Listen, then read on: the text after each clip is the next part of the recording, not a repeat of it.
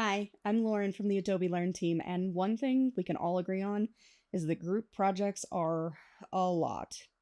Between keeping track of everyone's ideas, making sure that your sources actually make sense, and then somehow turning it all into a polished presentation, it adds up quickly.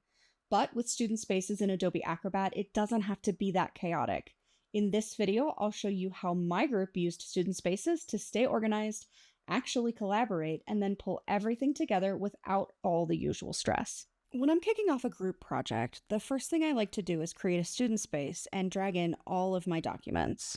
That means the assignments rubric, class materials, research docs, rough notes, anything we might need. Then, I'll share this space with a group, making sure that I have the permissions set to contributor for each person I invite. Right away, everyone's working from the same set of information, which keeps us from constantly asking, wait, which version are we using? From there, we usually split up the work and go our separate ways to research our parts independently.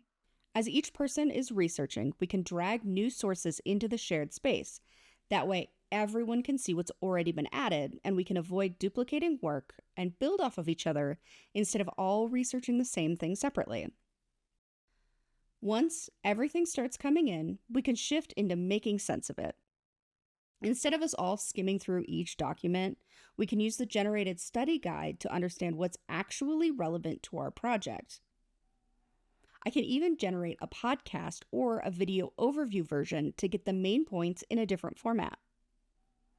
No matter how I'm reviewing, I can always check the citations to see exactly where something came from and make sure it actually supports our argument. As we go, we'll start building out our notes inside the space. This is where things really start to come together. We can capture key points and link back to sources so that later on we're not stuck thinking, wait, where did you see that? And then spending an hour trying to track it down again. We're organizing ideas as we go instead of pulling everything together at the end. Since everyone can see each other's notes, it's way easier to stay aligned. We can comment and respond and build off of each other's ideas instead of working in silos and trying to merge everything at the end.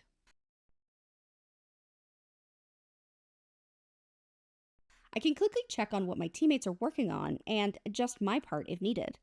I can keep things moving without a ton of back and forth messages. Before we move into the final presentation, we can quickly review everything as a group.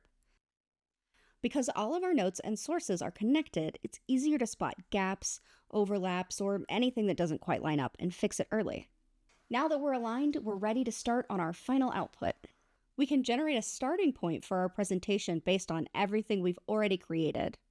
There are also clean and professional templates to start from, so we're not spending time overthinking the design. From there, we can edit, refine, and shape our presentation into something that we're really confident in.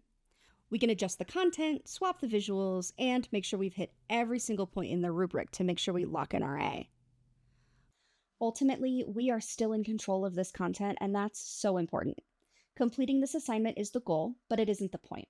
We're doing this to prove that we learned what we were supposed to learn, so I don't want the AI to just do it for me. Student Spaces helps us get started and stay organized.